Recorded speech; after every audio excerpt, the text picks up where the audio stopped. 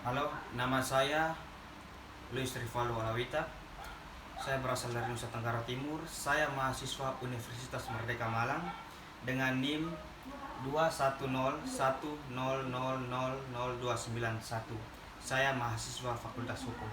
Kali ini saya akan membahas tentang materi hukum sebagai suatu jalinan sistem yang terdiri dari subsistem yang saling berkaitan. Secara lebih khusus, dalam pembahasan yang akan saya jelaskan ini dapat merangkum tentang pengertian sistem itu sendiri, lalu juga hukum, lalu sistem hukum itu sendiri dan sistem hukum Indonesia.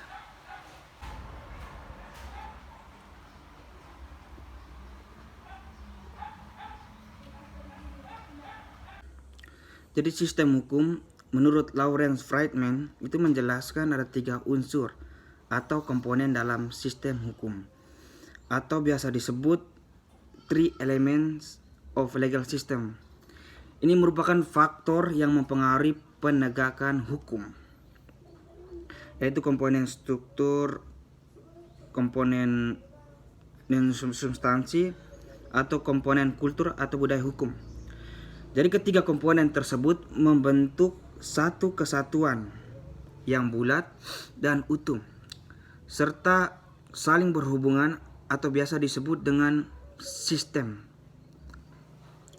Lalu hubungan di antara ketiga komponen tersebut secara singkat dapat digambarkan oleh Ahmad Ali itu sendiri, bahwa dengan cara menjelaskan ketiga unsur dalam sistem hukum tersebut sebagai berikut. Yang pertama itu struktur diibaratkan sebagai mesin. Lalu kedua, substansi adalah apa yang dikerjakan, dihasilkan oleh mesin itu. Dan yang ketiga, kultur hukum adalah apa saja atau siapa saja yang memutuskan untuk menghidupkan dan mematikan mesin itu, serta memutuskan bagaimana mesin itu bisa digunakan.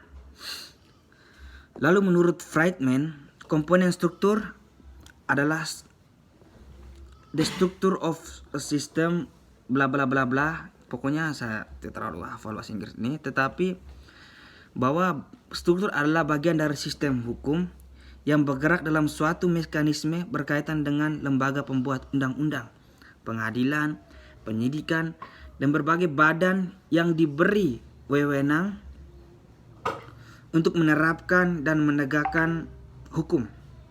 Jadi struktur adalah kerangka atau rangkanya sistem hukum, bagian yang tetap bertahan, bagian yang memberikan semacam bentuk dan batasan terhadap keseluruhan.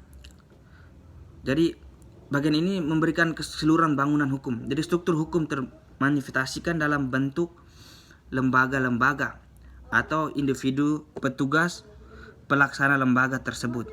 Jadi Lawrence Friedman ini memberi contoh struktur sebagai Mahkamah Agung Amerika Serikat dengan 9 hakim agung yang ada di dalamnya. Dan struktur hukum ini termasuk dalamnya struktur institusi-institusi penegak hukum seperti kepolisian, kejaksaan, dan pengadilan. Lalu komponen struktural adalah bagian dari sistem hukum yang bergerak dalam suatu mekanisme. Contohnya lembaga pembuat undang-undang, pengadilan, dan berbagai badan yang diberi wewenang untuk menerapkan dan menegakkan hukum tersebut. Jadi perubahan struktur dari sistem hukum tersebut berjalan dengan kecepatan berbeda. Secara kelembagaan, sistem hukum ini yang berlaku di Indonesia itu terdiri atas beberapa struktur.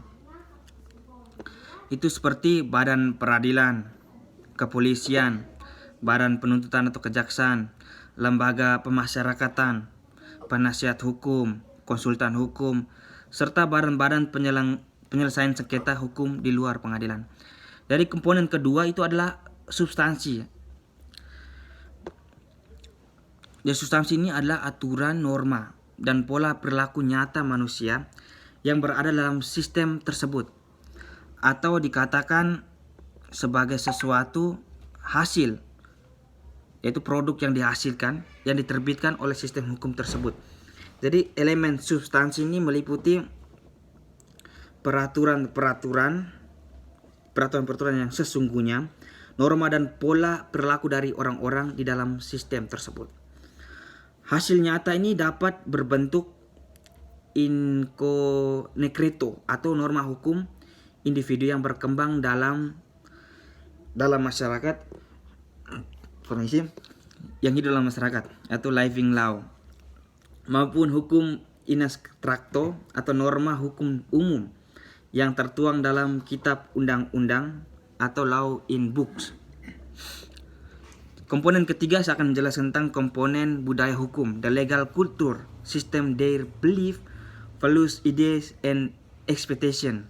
Budaya hukum adalah sikap manusia terhadap hukum dan sistem hukum, kepercayaan, nilai, pemikiran, serta harapannya.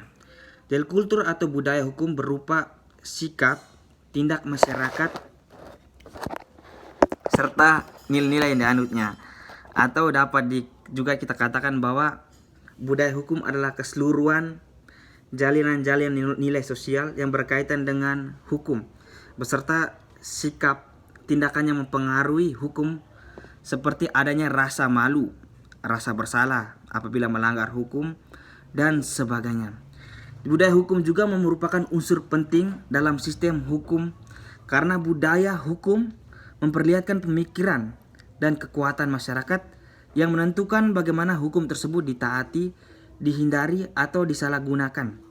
Jadi Lawrence Friedman ini menjelaskan bahwa pentingnya budaya hukum dengan memberikan kiasan filosofis ikan dengan air. Jadi adalah sebagai berikut. Hukum tanpa budaya hukum adalah seperti ikan mati dalam suatu ember. Bukan ikan yang hidup berenang di dalam samudra wahananya. Jadi budaya hukum adalah suasana pemikiran sosial dan kekuatan sosial yang menentukan bagaimana hukum digunakan, dihindari, atau disalahgunakan. Tanpa budaya hukum, sistem hukum itu sendiri tidak berdaya. Seperti ikan yang mati terkapar di dalam keranjang atau dalam kantung. Jadi bukan seperti ikan hidup yang berenang di lautan. Permasalahan budaya hukum tidak hanya dapat ditangani dalam suatu lembaga saja, tetapi perlu ditangani secara simultan atau antar departemen, serta diupayakan secara bersama-sama dengan seluruh aparat penegak hukum, masyarakat, asosiasi profesi, lembaga pendidikan hukum, dan warga masyarakat. Jadi hukum tertulis ini sebagai contoh pertama adalah hukum tertulis. Hukum tertulis ini adalah hukum yang sudah dicantumkan dan juga ditulis dalam peraturan perundang-undangan yang baik secara dikodifikasi maupun tidak dikodifikasi. Jadi hukum yang tertulis ini artinya adalah hukum yang sudah pasti dan secara tertulis. Memang ada, sudah diuji dan disahkan oleh pihak berwenang untuk membuat hukum. Lalu hukum yang dikodifikasikan ini, saya akan menjelaskan untuk hukum yang dikodifikasikan, bahwa hukum yang sudah dikodifikasikan ini adalah hukum tata negara yang sudah diumumkan dan ada pada lembaga undang-undang. Untuk hukum yang dikodifikasikan ini memiliki kelebihannya, yaitu memiliki kepastian hukum karena sudah dibukukan, ada kekuasaan dan juga penyempurnaan hukum.